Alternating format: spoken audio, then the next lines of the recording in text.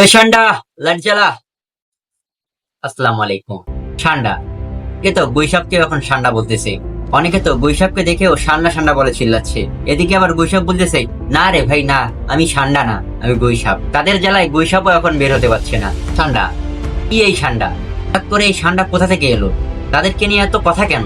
ঠান্ডা হচ্ছে মরুভূমি এলাকার প্রাণী। তারা মরুভূমিতে বসবাস করে।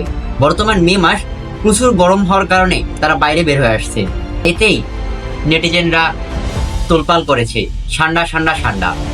এই ঠান্ডা কেউ হাতে নিয়ে পোস্ট করতেছে, কেউ ঘাড়ে নিয়ে পোস্ট করতেছে, কেউ বা মাথায় নিয়ে পোস্ট করতেছে। যেমনই এআই এর যুগ তেমনই এআই দিয়ে তৈরি করতেছে। ঠান্ডা নিয়ে আমাদের ইসলাম কি বলে চলুন জেনে নেই। নবী করিম সাল্লাল্লাহু আলাইহি ওয়াসাল্লামের সামনে একবার তার সাহাবী ঠান্ডা পরিবেশন করে, তখন তিনি সেটি খাননি। সে সময় তার সাহাবীগণ জিজ্ঞেস করলেন, ইয়া রাসূলুল্লাহ, আপনি এটা খেতে অপছন্দ করেন কেন? এটি কি হারাম?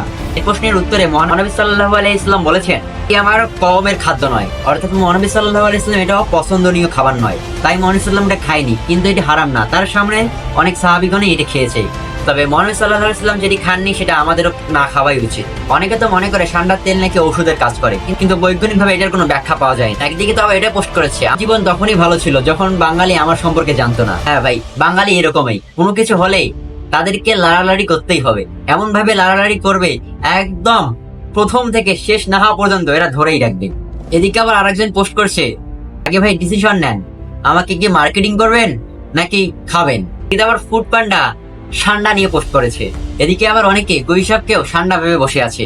তারা তো ঠান্ডা মনে করে গুইসাপকেও ধরে নিচ্ছে। তাই আমরা বাঙালি অনেক কিছু নিয়ে টানাটানি করি, যতক্ষণ না পর্যন্ত মানুষের এটা ঘৃণা না হয়ে যায় ততক্ষণ পর্যন্ত এটা টানাটানি চলতেই থাকবে।